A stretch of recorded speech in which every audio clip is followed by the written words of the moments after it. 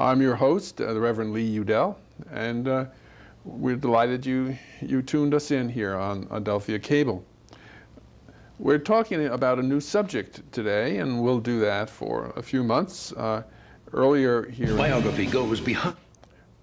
Earlier in the year, we spoke about retirement, and we had a number of guests who had been in retirement for a while, or they newly entered retirement, and they talked then on our program about how it was working out, what they liked, what they didn't like, what their problems were. We even had a physician come and talk about retirement and some of the medical problems of older people. And we now are onto a different theme, and the theme is of a different nature.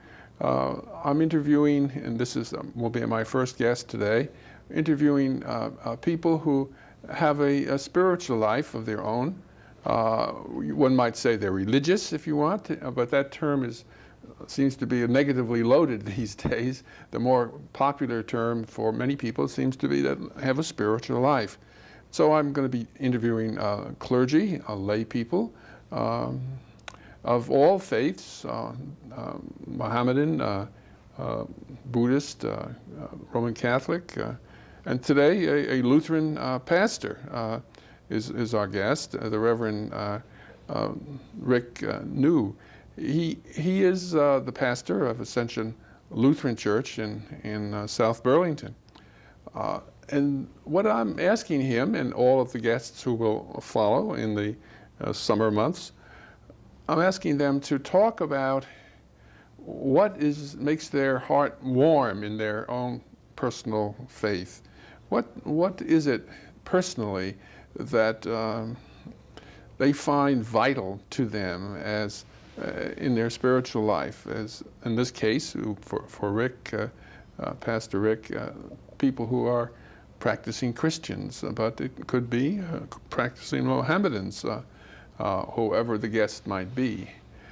And the reason why I came up with this idea is that it's not unusual to hear a pastor talk about the church or the mosque or the synagogue, but they usually are talking very much from the point of view of being the leader of that community of faith.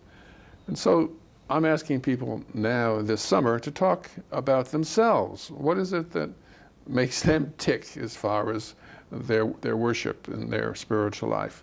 What is important to them? And I think all of you viewers will find that this personal kind of sharing is something that normally isn't done very much, and it'll give you a chance to see up close what moves people who have a spiritual life, what kinds of things are important for them. And it may help you, therefore, in your own spiritual life as you look at yourself, your values, your relationship with God, if you have one. It'll help, I think, the process if you don't just hear official party line. So we are avoiding official party line. We're talking about what personally seems to be true and valuable for an individual, which might be party line, but I'm not searching out the party line issues at all today. So, Pastor Rick, I'm delighted that you could be here today, and thank you. You're our first guest, and that you'd be willing to share in this way. Sure, that's either freeing or petrifying. I haven't figured out haven't figured out which that is yet. Well, a little bit of both, I think, because I'm asking you to reveal something of your own personal self, whatever that might be, and whatever you might say turns you on religiously. So, do you have some place you want to start from, or do you want me to give you some more lead-in time? No, I think I can get it started. I think what intrigued me about your question was frequently when people view their clergy, that they often think that their clergy have it all together, and Yes. the struggles of faith are not the clergy struggles. So I think it's important that people understand that even their religious leaders are people who struggle with what it is to have the spiritual life and to follow spiritual discipline. I find it very important, and I'll relate a story from seminary. We had a classmate who admitted in class that he fell asleep at night before his prayers were finished. And of course we gave him a horrible razzing for that. But of course, if the truth be told, most of us fall asleep before the prayers are finished. So if our spiritual life depended on the quality and quantity of our prayer life as we're ready to go to sleep, we'd all be in pretty big trouble. So for me, the important thing about my spiritual life is that I try to follow a discipline every day. I'm not always successful at it. And especially if, and you know this well, if you get to the office, and my usual personal discipline is to spend the first little bit of time during the day in prayer, and frequently I'll do that while I'm driving into the office, because once I hit the desk, there's hardly time to think about it. So frequently what will happen is while I'm driving, I will be in prayer and do some thinking about Scripture and about my relationship with God. The traffic patterns don't. Well, you know, sometimes you well, I come in from Williston, so depending on what time of the day you do that, sometimes it's easy to get on the interstate and come into South Burlington, and sometimes it's a little more trying. But you're an unusual man, Rick, because for many people, driving is a source of tension, of frustration, you know, and well. And here you're saying it's a quiet time where you can perhaps be in simpatico with God. Mm-hmm, mm-hmm. Well, I find it's one of the few places where I'm actually alone in the car. So it becomes an important feature of my life to take that quiet time.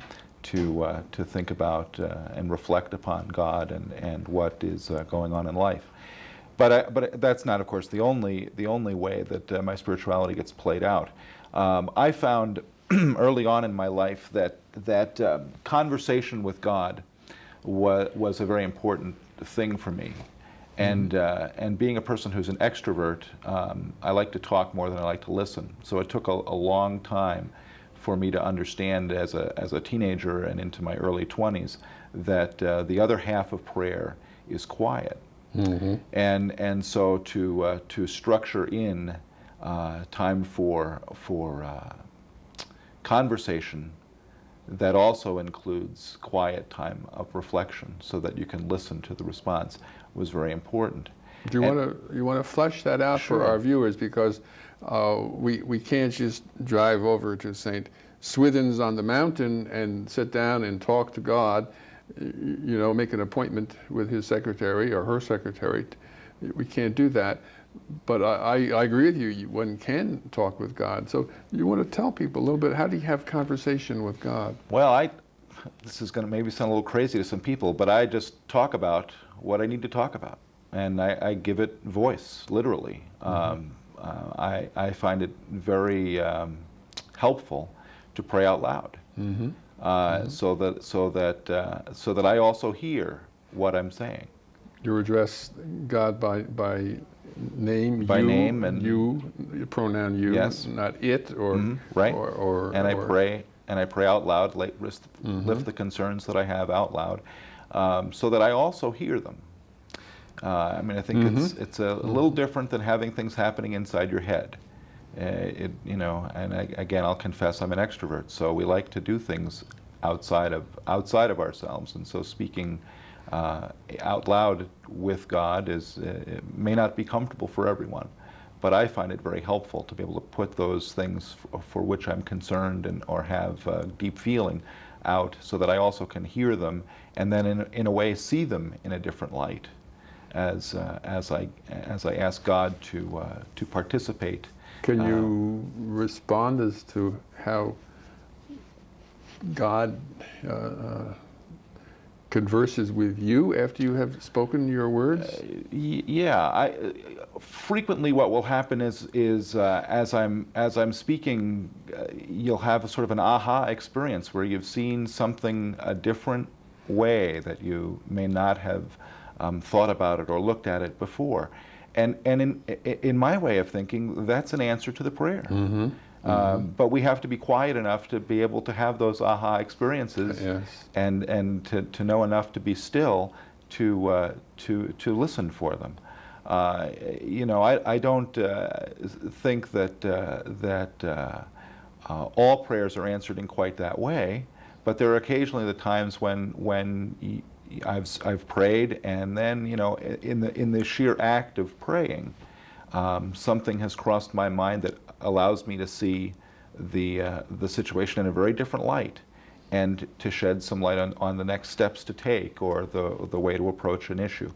And I believe that's an answer to prayer. Oh, I think it is. Yes. So I view prayer as being essential, and I also believe we don't spend enough time in prayer. We also spend a lot of time in prayer with those things that we wish to have. A friend of mine calls them gimme prayers. Yeah. Well, there was a fellow that I knew in Newport News, Virginia. Well, part of my seminary training was as a chaplain in a hospital in Newport News, and he was a fellow who was on the renal dialysis unit. He had kidney failure, so he was being dialysized every couple of days. And he would say to me, and I was the chaplain for that unit, he would say to me, "Well, Pastor," he says, I need a Cadillac." And I said, "No, John Robert, you need a car." "But I'm praying for a Cadillac." I said, "You can pray for a Cadillac, but you need a car." And he got a car, but it wasn't a Cadillac. Did he learn from that? Well, I think so. I think so. But frequently we have this list of things that we pray for, and we pray for what we would like to have, and I think God asks us to pray for what we need. Mm-hmm. and then look at the gift that comes to us after praying for what we need. And that's a very difficult thing for all of us to get a handle on, the difference between what we need and what we want. Sometimes the line is very blurred, and so for us to pray for something that we want, we may confuse that with being a thing that we need. So it's a very difficult it's a difficult thing. And the other thing that we don't do well is to say thank you in prayer. We frequently come to God with, and I'll just speak for myself, I'm as guilty as the next.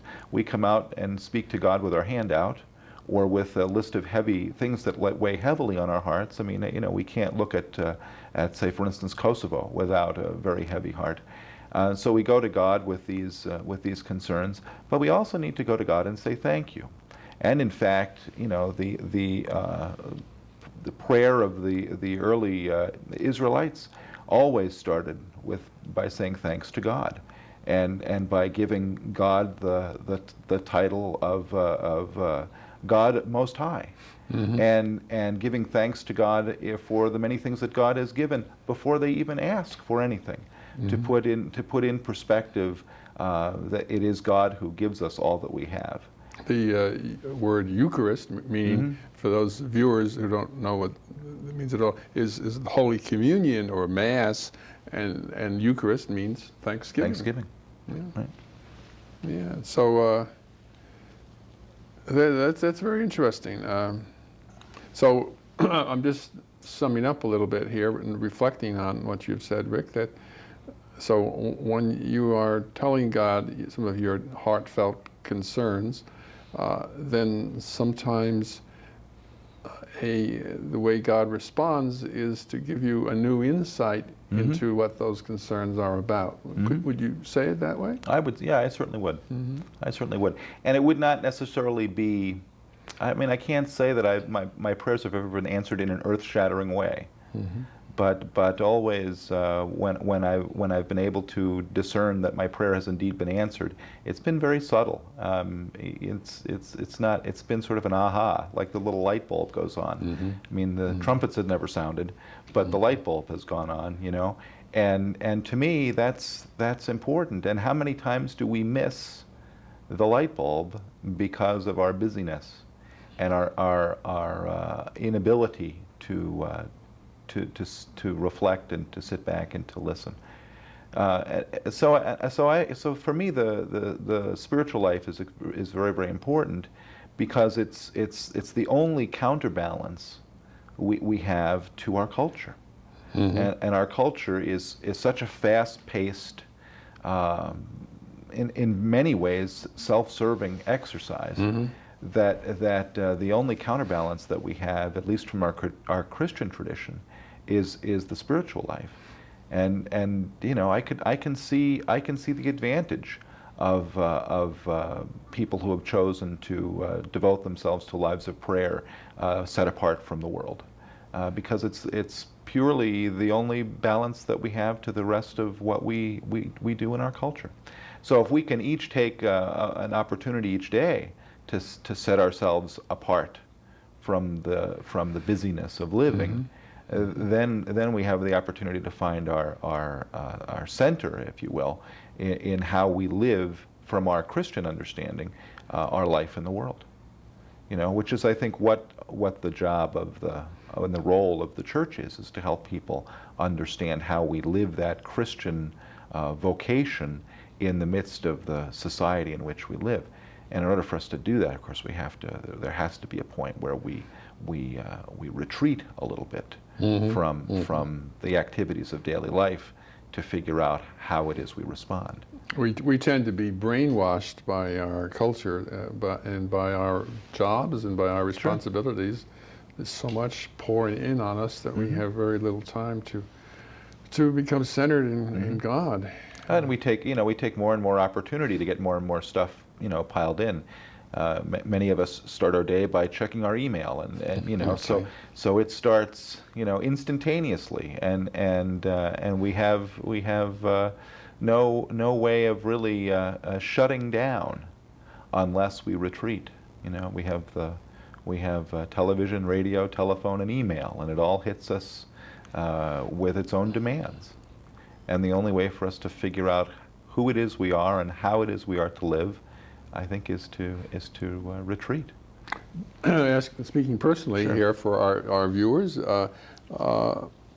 when you are telling God your concerns and thoughts and needs, do you find at all your mind wandering? So suddenly you discover you're thinking about next Sunday's sermon, or you're thinking about some parishioner who has some severe problems and you're concerned about them. Oh, of course. How do you handle a distraction like that? I just let it go. You don't fight it? No, let it. Well, I believe that I believe that I think in some ways we are directed to those wanderings. Those aren't mistakes. Those aren't necessarily. I mean, if I'm thinking about the pot roast I want to put in the oven, that would be something I would fight. But if I end up thinking about people that I have in the hospital or families that are going through very difficult times, I don't think that's a wandering that is an interruption in the process. I think it's part of the process. As clergy people, we have persons who've been put into our care. And we need to be thinking about the needs of those people, and I can't divorce myself from my calling as a pastor, because it's these people and what they're going through is a very important part of what I am and who I am and what I do. So I don't think it's I don't see it as a distraction. I see there's a reason for it, and oftentimes I have experienced in my own life when I'm thinking about someone, say from the parish or a member of my family, and I call them because I'm thinking about them. There's a reason that I was thinking about them. They needed to hear. Sometimes they say, I was thinking about you, Pastor, but just somehow I hadn't gotten to make the call. That happens. That happens. And so I try to take those things very seriously. So if I wake up thinking about somebody, I certainly try to get a hold of them that day, and I called someone just a couple weeks ago. I said, well, I've been thinking about you all day. I thought there must be a reason for this. I said, no, I'm doing fine. I said, well, okay, well, we just had a nice chat, and things were okay. But I believe that you know, we think about people and situations, and it's not an accident that we do that. We need to be open to God moving us in those directions also. Well, even a person who's not a believer in God's existence might say, well, that's ESP, you know? Well, I mean, maybe, but it's you know, I mean, intuition used in any way, you know, so be it. Sure.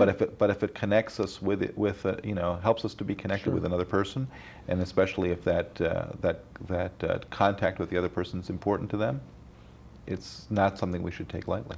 have you ever, in your prayers, have you ever experienced God directly speaking to you? Not that you could pick God up on a tape recorder, but in your head, have you ever heard God say, Rick, address you by name, and a sentence following that? Not that I can recall. I would say that the clearest message I'd ever had along that kind of divine inspiration kind of a thing was when I decided I wanted to be a pastor at the age of 12, and I'd never felt anything as clearly as I did then. Went and spoke to my pastor, and he said, "Well, go think about doing something else for a while," which was I think the right thing to say to a 12-year-old kid. Sure. But I knew then, when I went back to him several years later with the same desire to do this, that it was very, very clear, and there was never a doubt in my mind what I was going to do. So in that way, I would have to say that was probably the clearest message, if you will, that I've gotten about Sometimes what I was to do. I do spiritual direction, and sometimes I will tell my directee, I'll say, you know, you've told God a number of things that are on your mind. Why not invite God and say, God, is there something you want to say to me? I'll shut up and I'll listen very carefully. I'm open, so I'm now going to do that. And sometimes people find within 1 minute there's a whole sentence directed to them. So I suppose that's, some of our viewers have found that. God seems to relate to us in all different ways. There's no one official way that is the authorized version, you might say. Don't you find that in your ministry? I believe that to be true. You know, I say to people, you know, we can't all wear hush puppies, so there have to be different brands of shoes. And God deals with us the same way. We're not all receptive in the same ways. And so God knows that we are a strange lot. and so God uses a variety of different ways. I mean, I know in my experience as a pastor that you know, you can the music of used in a worship service brings some people to tears and others not. You know, or any other piece of the liturgy can bring some people to tears and others not. And on any given Sunday, it might be reversed. So we, you know, we don't know how it is that our spirits will be moved. But we know that we long for that, though. I mean, I think that's part of what we long for as people, is a connection with God that has fundamentally it changes us. I guess you're, without knowing my next question, you were already partly answering it. I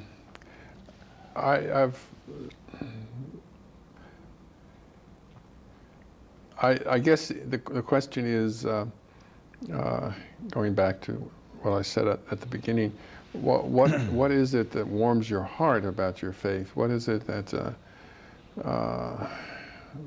gives meaning, purpose, color, direction, peace to you in your faith? And do you want to talk a little bit about that? I mean, the quick answer to that is that it's not up to me, and that's the thing that really makes me feel good. Romans 8, for Lutherans, Romans is an important book of the Bible to begin with. But for me, Romans 8 is really important, where Paul talks about how it is that God is involved with us. 8:31, Paul begins, "What then are we to say about these things? If God is for us, who is against us? He who did not withhold his own Son, but gave him up for all of us, will he not with him also give us everything else? Who will bring any charge against God's elect? It is God who justifies. Who is to condemn? It is Christ Jesus who died, yes, who was raised, who is at the right hand of God, who indeed intercedes for us. Who will separate us from the love of Christ? Will hardship or distress, or persecution, or famine, or nakedness, or peril, or sword? No, in all these things we are more than conquerors through him who loved us. For I am convinced that neither death, nor life, nor angels, nor rulers, nor things present, nor things to come, nor powers, nor height, nor depth, nor anything else in all creation will be able to separate us from the love of God in Christ Jesus our Lord." For me, knowing that there's absolutely nothing that I can do that would ever cause God to say, "I'm done with you," is very important. So that when I fall asleep before my prayers are done, or I get so busy in the course of a day at the church that I forget to pray as I wish to, I know that that's not going to be enough for God to say, "Rick, I'm done with you." So for me, knowing that faith itself is a gift that God gives, and that I can't by my own effort believe except through Jesus, that to me is great. That's great hope. And so you ask what warms my heart about it. That's what it is. It's not something that I can do on my own. It's not something that is entirely up to me to perform, if you will, so that I have a relationship with God. It's something that God has given me so that it can make having a relationship with God easier for me. You know, God has given us that faith so that we have a conduit through which to speak with God, and God obviously doesn't need that conduit, but we have that assurance that faith that God gives is constant, and to me that's important. And as a kid growing up, I mean, as you know, and I'm not sure that the viewers do, I have cerebral palsy. So growing up with a disability, the faith has always been important to me. Trying to figure out, you know, who I was to be, what I was to do, especially in a time when persons with physical challenges were in some ways segregated from much of the regular population of society.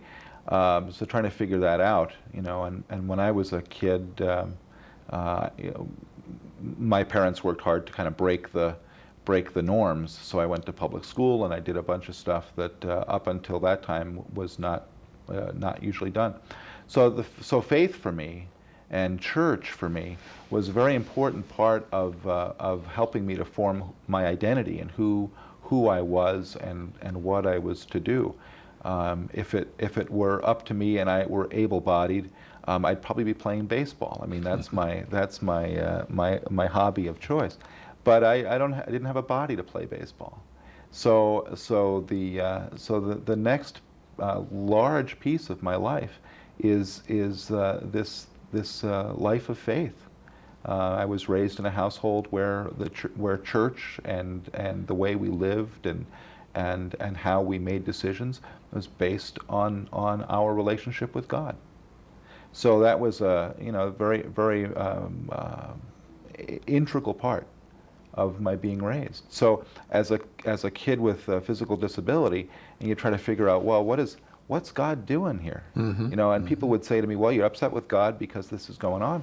Well, how can I be upset with God? I'm living, you know, but trying to figure out how it is that you're supposed to make a difference in the world with a physical disability, and what helped make that clearer was the life of faith.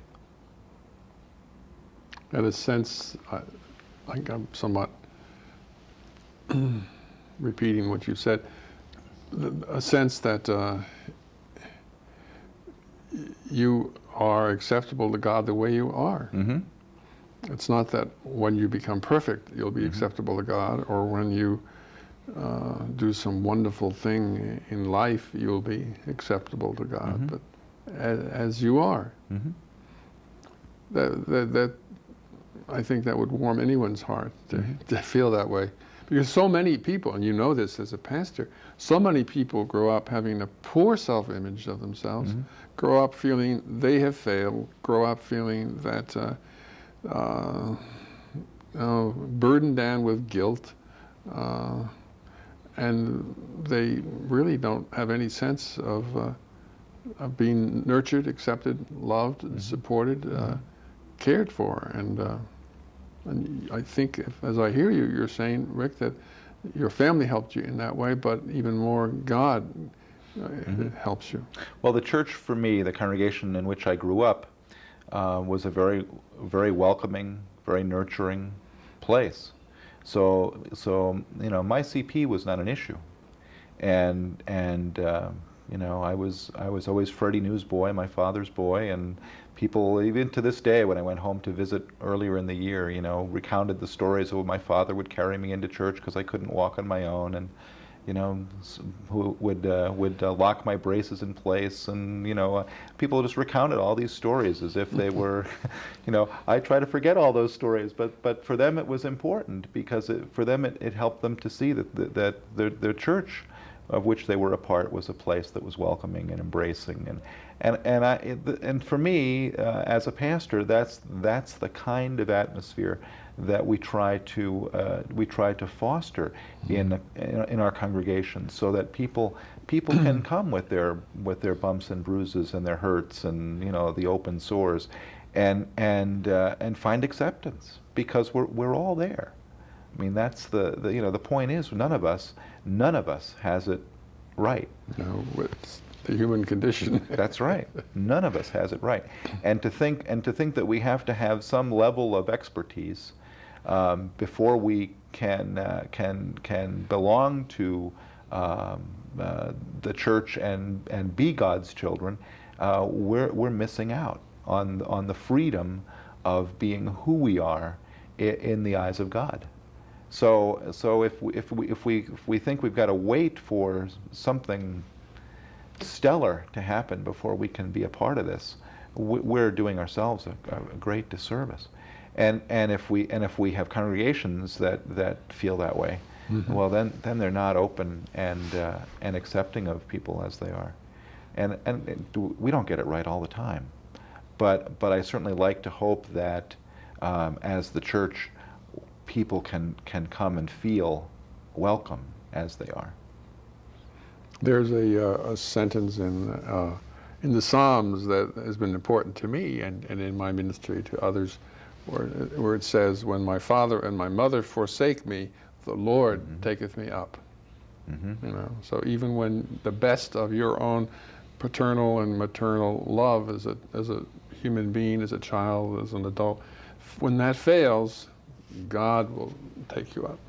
And it sounds like that's what, not making any comment negatively about your parents, right. That's been an important part of what you've found to be true. Yeah, that's right.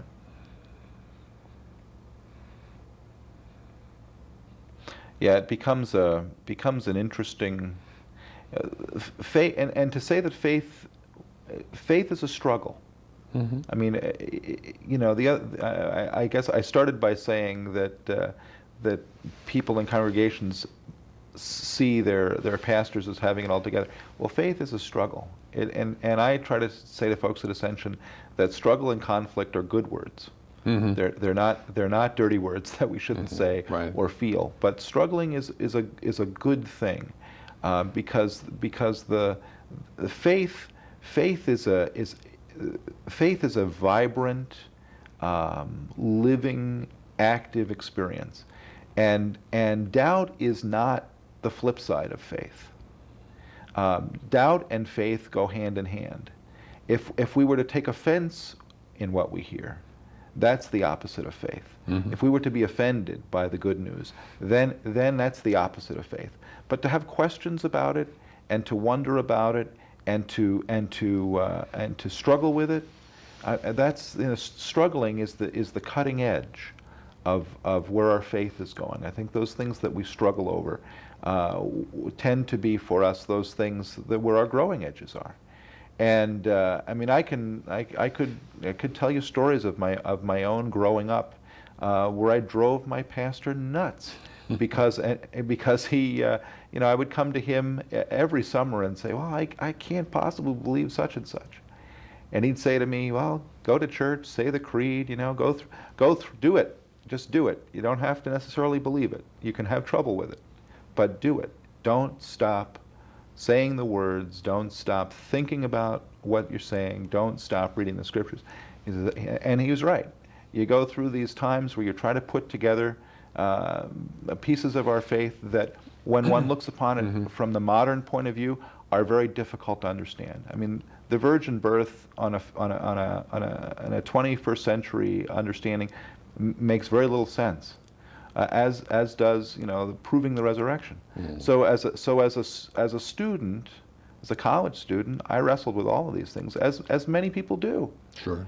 But the important thing is that we wrestle with them, and not say, well, it can't be true, so I'm not going to believe. Because then we've taken the opportunity for this faith-filled struggle, and we've let the struggle win, and we haven't really used the creative tension of the struggle to help us understand our relationship with God in any different way. So I tell people when they say to me, well, what do you think about the resurrection, and can you prove it to me? And I say, well, prove to me it didn't happen, and then I'll believe your point of view. You know, and the same thing about the virgin birth. I can't explain it to you. I can't give you a rational, logical explanation for either of these events. But by faith, we have to, you know, we say this is indeed is what has happened, and for us in faith, it's what makes it important for us. But the struggles around faith, I believe, are our growing edges, and when we feel like we've got it under control, then that's when I worry about our faith life. Yeah. You know, if somebody says to me, well, I understand, you know, what God wants me to do, and da-da-da-da, well, that's great. I'm happy for you, but I'm a little concerned, because for me, you know, the faith life is never, it's never resolved. Yeah. It's never resolved, you know, and all we have to do is look to tomorrow, and realize how much can change between today and tomorrow to understand that our faith life needs to be in that kind of a tension with the way we live. We are always pilgrims. You know, we haven't gotten there yet. That's right. That's right. It's well said, Rick. How do you deal with church people, not just Lutherans, but church people who get very fussed about, well, you have to believe just exactly this, the way it says it in the creed, or that the way, you know, the scripture seems to infer. They get very rigid about certain rules, regulations, dogmas. How do you handle that?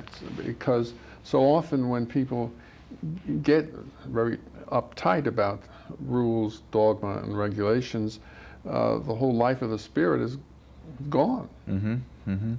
Well, I'm gonna answer your question, but I'm gonna do it backwards. I'll think a little bit. Sure.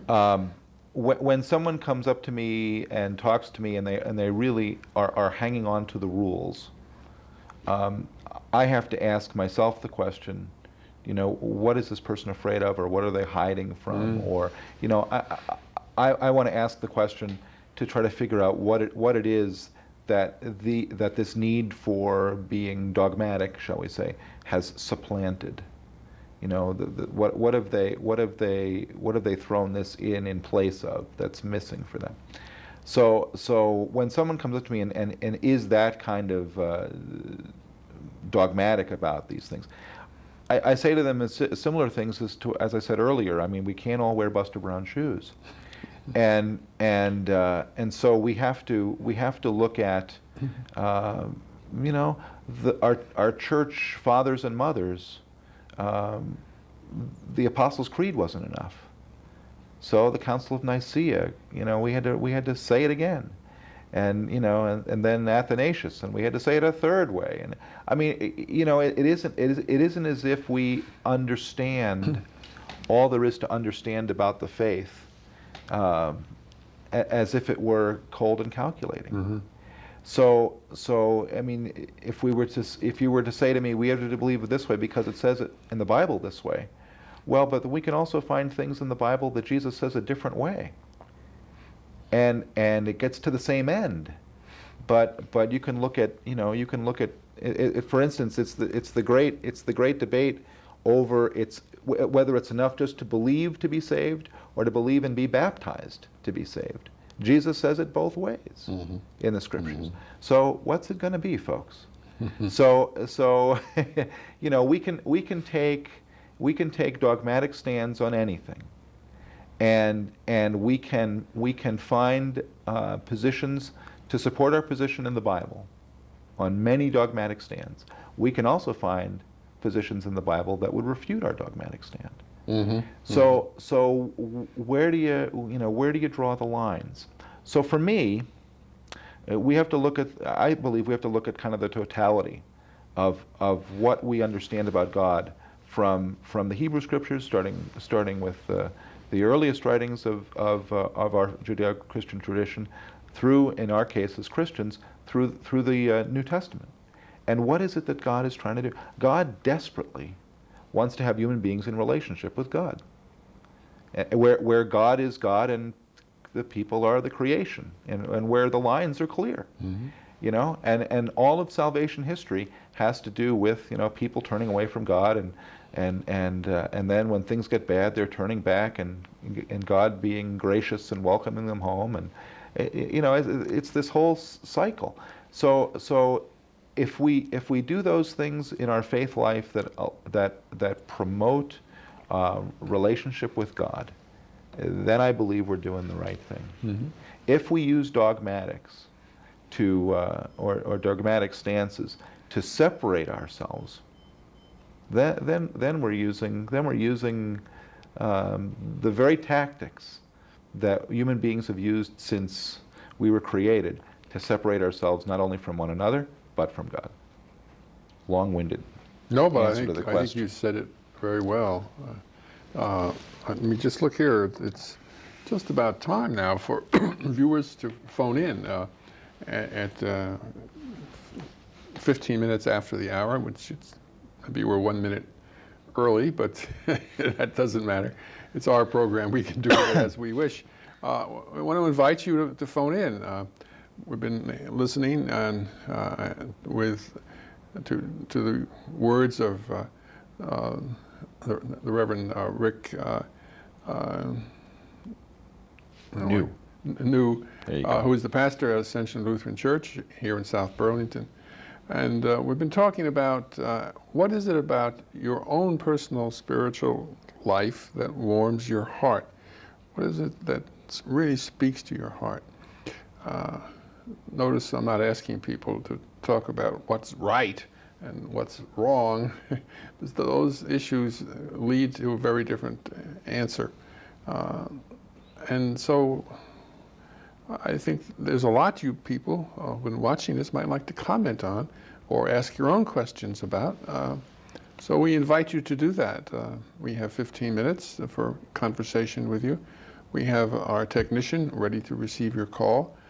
The phone number is displayed on the TV screen for phoning in. So please do that. We will interrupt whatever we're saying and begin our conversations with you as we hear your calling in. So please give us a ring. So, Pastor Rick, do you have anything you want to say in general about our conversation so far while we wait for calls? Well, I think it's an important question that we all need to look at, whether we're clergy or lay people, mm-hmm. or whether we're folks who have don't have what we would call a relationship with God. How, what is it about what we believe that gives us a sense of hope or security, or, and where do we put that? Where do we put our trust? I could never imagine, for me, not being a person of faith, and to not have the security, in a sense, of the fact that my faith comes from God and not something that I have to generate.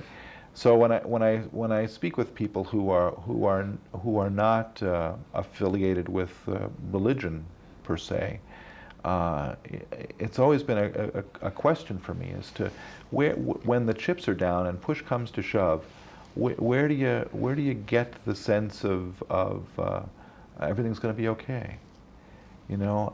So I think this is an important question for us all, regardless of our affiliations in religious life, to talk about and to think about, because we have to. We aren't the be all and end all. No. And when we get into a situation where we have no control, where is the control? Yeah, it's a good question. And then that situation happens to everyone. That's sooner right. or later. Mm-hmm. There's no way you can avoid it. Mm-hmm. It's Voltaire, I think, said, "This is not the best of all possible worlds." Yeah, that's right. Yeah. And it's true. It's not the best in many ways, because of what we do to each mm-hmm. other and to ourselves. Mm-hmm. The potential, the human potential, is so great, mm-hmm. but the human frailty is just as great. Where we can have this wonderful thing and still screw it up because we're human beings, is great. And so if we're dependent upon our own ingenuity, that's going to let us down. Mm-hmm. So I think the life of faith for me is an important counterbalance to when we get too full of ourselves, to think that we've got it all under control. It doesn't take us. We don't have to look very far to see where the best of our human intentions mm-hmm. don't pan out the way we would hope.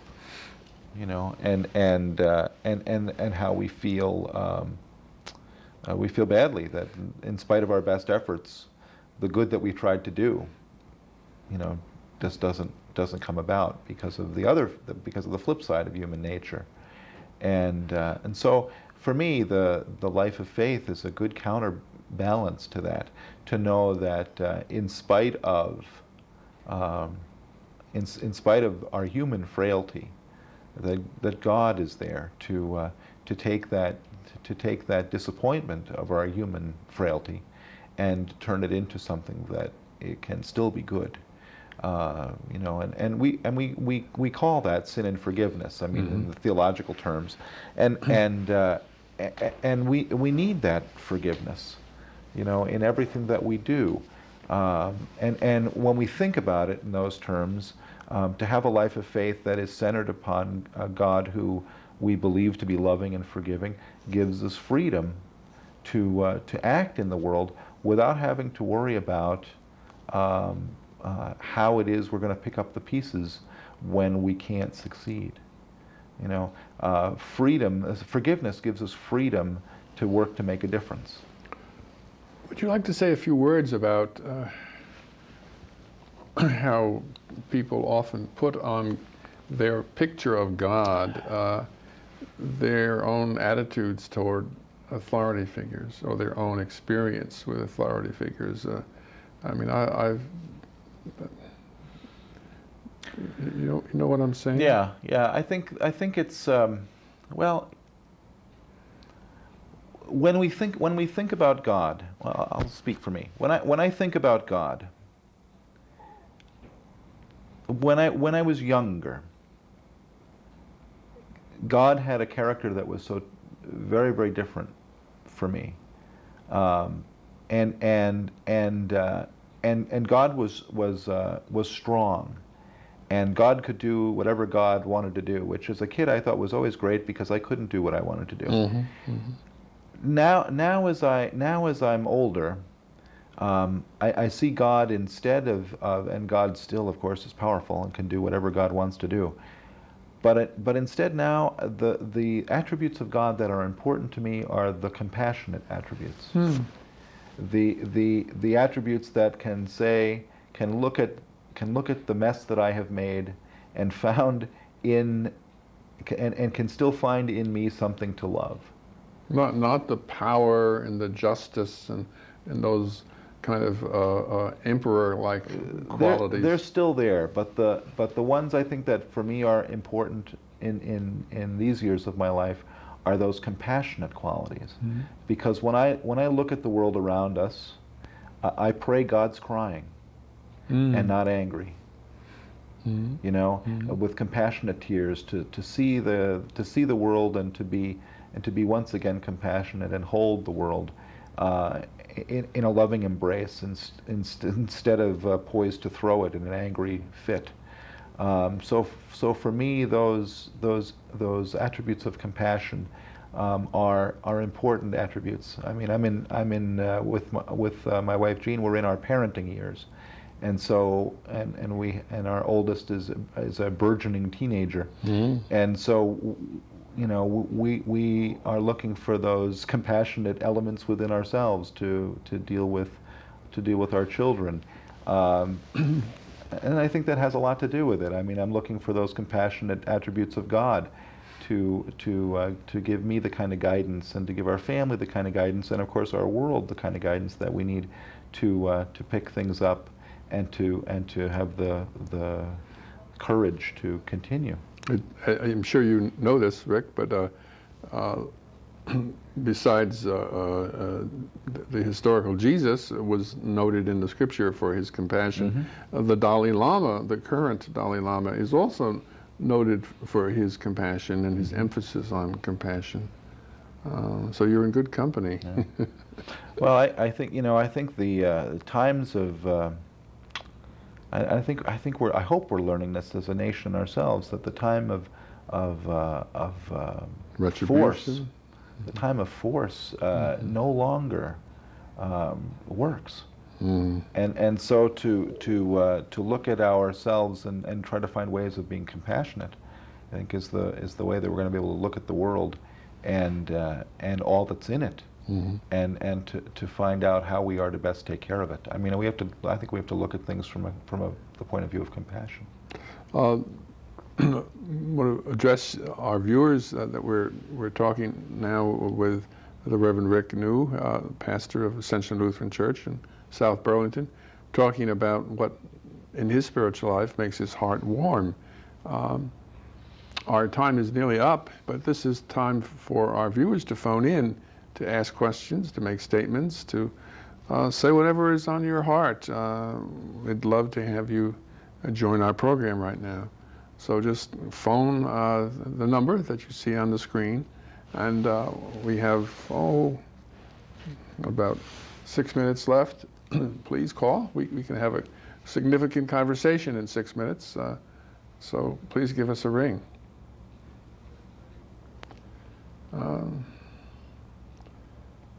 That was really very well said, the way you put that, Rick.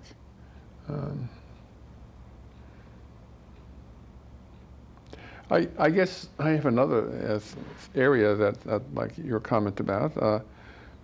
You and I are ordained clergy, but there are a lot of people out there who are not. Do you want to say something about the life of the Spirit for the person who's a lay person, who either a churchgoer or someone who doesn't go to any religious institution?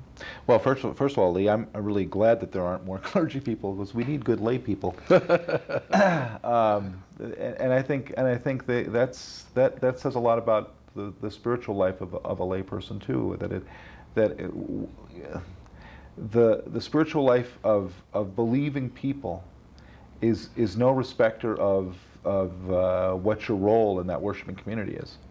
I mean, you know, the spiritual life for a clergy person is no different than a spiritual life for a lay person. The advantage the clergy person has is additional training, you know, which and this is our fault as clergy people. If we were more tuned in, we'd be doing the same things for folks that are in our charge. But I think the advantage that clergy people have is that we have more years of training, and the other thing is that most lay folks expect it of us. And I think that what we are able to do for lay people is, as clergy, is to expect lay people to have the same commitment to spiritual life as they expect of us. And I think that would be a healthy thing. You know, you would be surprised if your pastor said to you, "Well, I don't pray." You know, and so why would it be any more shocking to the pastor if someone in the congregation says to the pastor, "I don't pray"? You know, we should hold each other to the same standard of accountability for our spiritual lives, and we should be in conversation with one another about that. You know, Bible study, Bible reading, scripture study. All these things are important, and of course, as clergy, we do this as a matter of course. But we also, I think, need to hold everyone in the worshiping communities to the same standard because it's the language of our spirituality. You know, it's like when your child goes to school to learn how to read and to write, so that they can interact with the vast amount of literature and that's out there for the human family. Well, the scriptures and the prayer life, that's our reading and writing, and that's our core of the spiritual life. And so we need to be accountable to one another to make sure that we take that call to learn how to read and write spiritually, take that seriously. I had a thought that sort of relates to what you're saying. Is I know this doesn't happen just for Lutherans. It happens in all the different religious congregations of every faith, where people refer perhaps to Ascension Lutheran Church as Pastor Rick's church. Does that happen?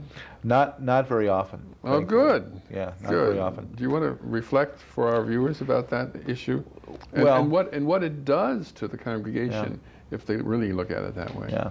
No, the folks from within the congregation don't do that. In fact, Ascension gets referred to as the church in the woods, more than anything else. But I think that for me, the church is lots more than the pastor. You know, when people would say to me, "Well, you know, we're here because you're here," I say to them, "Well, I hope not, because you know, when I leave, I expect you're going to still be here, because we're here because we worship God, and we do you know, and we worship in this way, and that's why you're here, not because of the clergy person that's here." And that of course is always that's always a risk that we take, because it's easy in the church, as in many other institutions, for things to be run by personality, you know, and we get into trouble that way. 1 minute. Well, Rick, I want to thank you for being here today. I think we could talk a lot longer than We probably could. the minute remaining. I'm sorry we had no calls, but you may find some people say, "I saw you, Pastor, on television, and I like what you said." And it happens. It does, in the supermarket or who knows where. So we've been talking with the Reverend Rick New, the pastor at Ascension Lutheran Church in South Burlington. We've been talking with him about what makes your heart warm what warms your heart in your own spiritual life. asking him to speak about that, not just as a Lutheran pastor, which he is, but as a human being with his own interior life of faith. So thank you. No, you're welcome. Thank you for being here, and you've given me some good things to think about. It's a profound subject. Well, it is. It is. Thanks for inviting me. You're very welcome.